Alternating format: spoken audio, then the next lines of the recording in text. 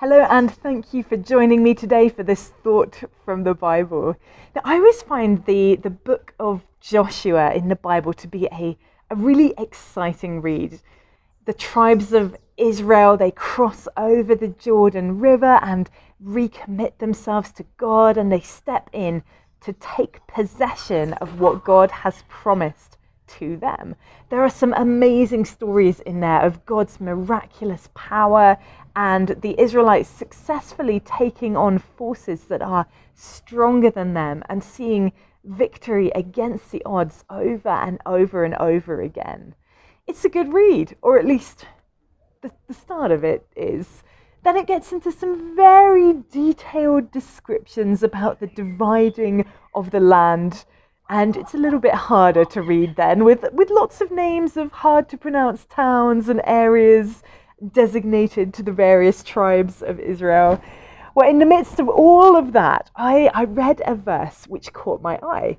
In Joshua chapter 13, verse 33, it says, "But to the tribe of Levi, Moses had given no inheritance.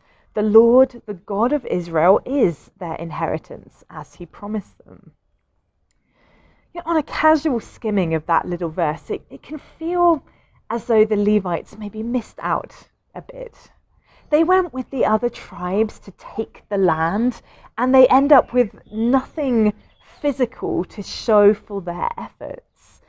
Nothing tangible. When the land was packaged up into nice, neat little segments, they were excluded.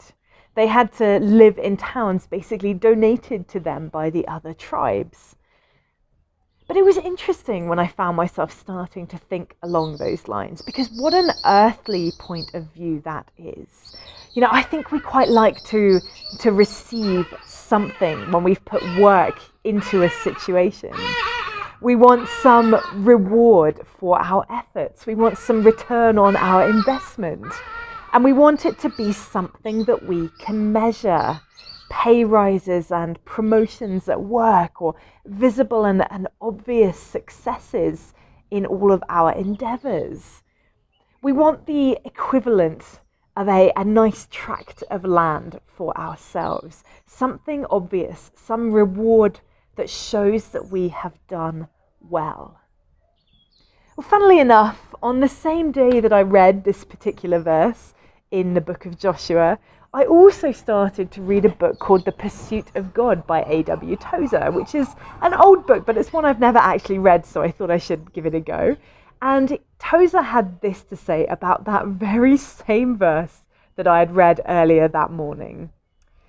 "When the Lord divided Canaan among the tribes of Israel, Levi received no share of the land. God said to him simply, 'I am thy part and thine inheritance,' and by those words made him richer than all his brethren, richer than all the kings and rajas who have ever lived in the world."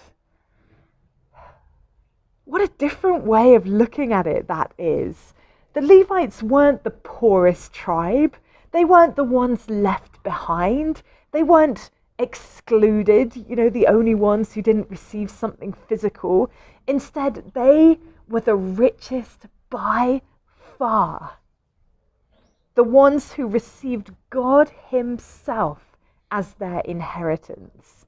The ones specially ordained for service in God's own temple, the place where his presence dwelt on earth. What if we could change our mindsets today to reflect that?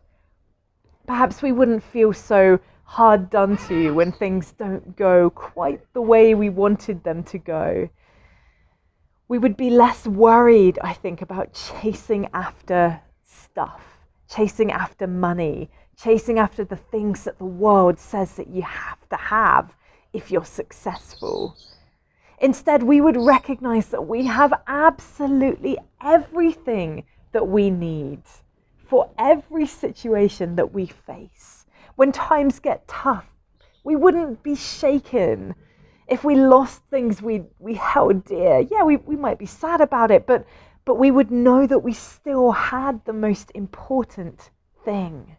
And that would mean whatever we face, we're going to be okay. God is your inheritance today. All of the riches of the world pale in comparison to that fact. God is your inheritance.